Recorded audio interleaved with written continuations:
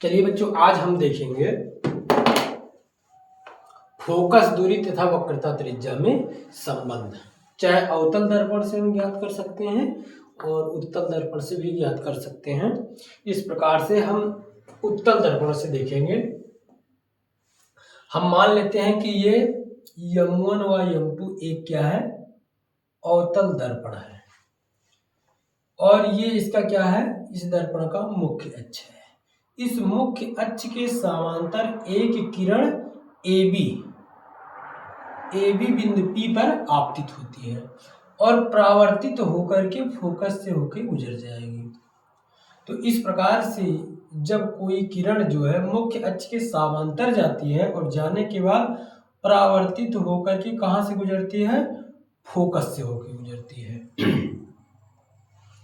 अब बिंदु P पर एक हम क्या खींच देते हैं, अभिलंब, और जो अभिलंब जाता है वो बिंदु कहां से होकर जाता है, C से होकर जाता है। अब ये इसकी क्या हो जाएगी, वक्रता केंद्र हो जाएगी, ये इसका क्या हो जाएगा, फोकस हो जाएगा।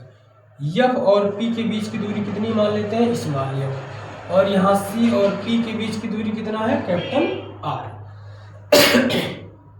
तो इस प्रकार जो ये प्रोसेस दिया गया है इसी को हम यहाँ लिख देते हैं। मान लेते हैं M1 व M2 एक अवतल दर्पण जिसकी फोकस दूरी F, वक्रता केंद्र C है। मुख्य अक्ष के समांतर किरण AB दर्पण के बिंदु P पर आपतित होती है और आपतित होकर परावर्तित होकर कहां से जाती है, F से होकर जाती है।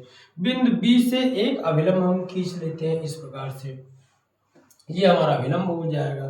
अब परावर्तन का नियम क्या कहता है कि जब कोई प्रकाश किरण किसी चिकने तल पर पड़ता है और पड़ने के बाद पुनः उसी माध्यम में वापस हो जाता है, तो इसके लिए दो नियम होते हैं, आपतन कोण परावर्तन कोण के बराबर हो जाएगा। तो ये वाला कोण ABC बराबर कोण CBF, ये वाला इस कोण के बराबर हो जाएगा। वही यहाँ पे लिखा गया, कोण ABC बराबर कोण CBF परावर्तन के नियम से। अगला ये वाला कोण इस कोण के बराबर होगा, क्यों बराबर होगा, कोण ABC बराबर कोण BCP या F, क्या हो जाएगा, BCF बराबर BCF, ABC बराबर कोण BCF। कौन सा कोण है, एकांतर कोण है, क्योंकि ये दोनों आपस में क्या है, समांतर है और ये इसके लिए क्या काम करेगी, तिर्यक रेखा। तो ये वाला कोण इस कोण के बराबर हो जाएगा। और अभी हमने क्या देखा कि ABC कोण किसके बराबर है, CFB के, F के, तो ये इसके बराबर हो गया, तो इसका मतलब ये दोनों बराबर है, तो ये दोनों भी बराबर होगा, इसलिए कोण BCF CBF के बराबर हो जाएगा। मतलब इसका कि ये वाला कोण इस कोण के बराबर, ये वाला कोण इस कोण के बराबर, इसका मतलब ये दोनों कोण आपस में बराबर होंगे, और जब ये दोनों आपस में कोण बराबर होंगे तो इसका मतलब ये त्रिभुज जो है एक क्या है, समद्विबाहु त्रिभुज है, और ये हम जानते हैं कि बराबर भुजा के सामने के कोण बराबर होते हैं।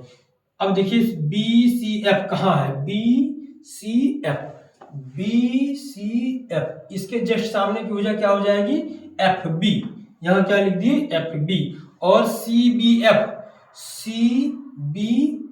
इसके जस्ट सामने की भुजा क्या है, CF, चलिए हमने यहाँ लिख दिया CF। कंडीशन क्या है, बराबर कोण के सामने की भुजा बराबर होती है।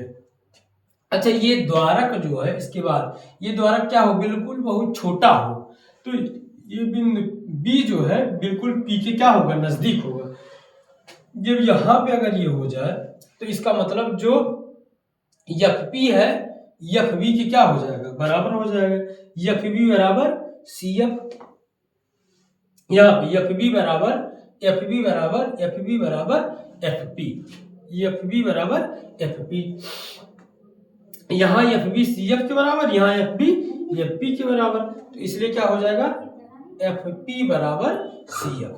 अर्थात अब हम क्या लिख सकते हैं, CP बराबर क्या लिख सकते हैं, CF प्लस FP, और CF किसके बराबर है, FP के, तो CF प्लस CF कर लेंगे, इन दोनों को जोड़ देते हैं और जोड़ करके R बराबर क्या हो जाएगा, CF, और सी एफ कितना है, एफ है तो यहाँ एफ लिख दिए, आर बराबर 2f या एफ बराबर इससे लाके इधर भाग कर दिए r/2।